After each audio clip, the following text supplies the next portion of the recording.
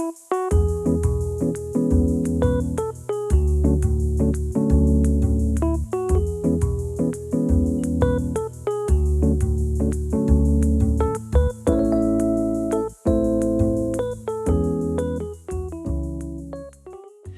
we're having a second cup of coffee here with Ronnie Wilson, and Ronnie is Hopkins County Master Gardener.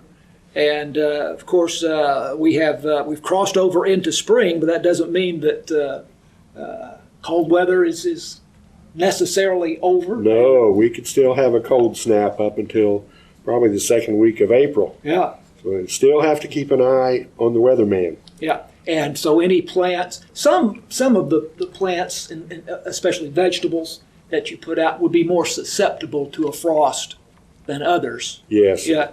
So which ones would you need to be most concerned about at this?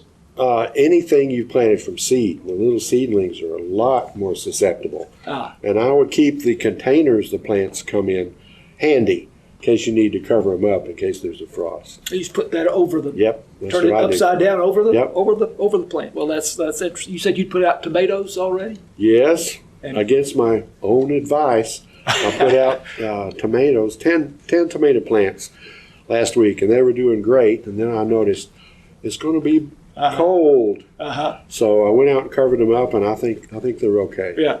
So you've got to be careful about that, and watch the weather forecast in case we might have a little frost. Okay. Well, Ronnie has sent me some notes on weeds, which I'm expert in. I'm not necessarily expert in getting rid of them, but I'm certainly expert in the existence of weeds. Well, since you're an expert, can you tell me what a weed is? Well, that's kind of hard to define. It's kind of in the eye of the beholder, isn't it? Well, I consider a weed to be any plant growing where you don't want it to grow. I mean, you don't want squash plants growing in the middle of your roses. Okay. And you don't want bluebonnets growing in the middle of your onions. Yeah. So, yeah. Well, the thing I think of most as weeds and that I find most objectionable are what you describe here as broadleaf yes. weeds. These big, ugly things that come Yes. up with big, broad leaves and a very large and thick tubular sort of yes, there's base. many kinds of broadleaf weeds. And you can, of course, we're going to discuss with Ronnie. Of course, the most surefire method is to bend your back and use the hoe and just dig them out. And right? that has the most benefit too, exercise. You get a lot of exercise sunshine, yes. that way. And those old broadleaf weeds, a lot of times you can just pull them up by the root without too much difficulty. Especially after a rain when the ground is soft. But and if you get the whole root, they won't come back. That's right. Is that correct? Yes. Okay. Some weeds, the more you cut them off, they don't like that. They run out of life force, and they will die. Yeah. Now, I'm getting ahead of us a little bit here as far as your notes are concerned, but you mentioned pre-emergent and post-emergent weed killers or herbicides. We're pretty much past pre-emergent time, are we not? For some plants, yes, but not for others. Oh, okay. You can still put pre-emergent out for plants that or for weeds that grow in the summer. I think you could probably be moderately successful preventing crabgrass now. Okay. And other things that will grow in the summer. And the post-emergent is what most people are familiar with. Those are the ones you spray on. Yeah. And just to kill the weed. Right, just kill the weed, that one right there. Once it's dead, it won't reproduce. We live out in the woods of Delta County. And we have something, I actually looked it up, and it's very descriptively referred to by its unofficial name as giant reed. And we have these enormous, they're 8 feet high, some of them, that grow. They grow, especially we have a creek that runs along our property, in the creek bottom and in the ditches.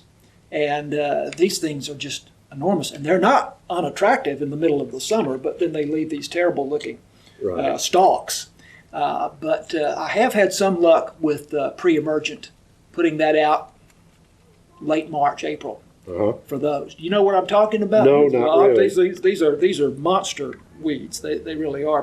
But the pre-emergent does work on those later than say Yes. early Yes. March. So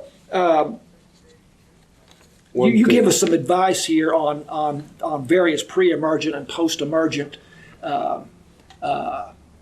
weed killers. The best advice here might be to go to the AgriLife A&M Extension website, the AgriLife website, and seek Yes. advice on Yes, that. that's a very good website. And it'll give you all the information you need on what particular type of Yes. herbicide or. And every herbicide on the label will tell you what that plant is good for, what it will kill.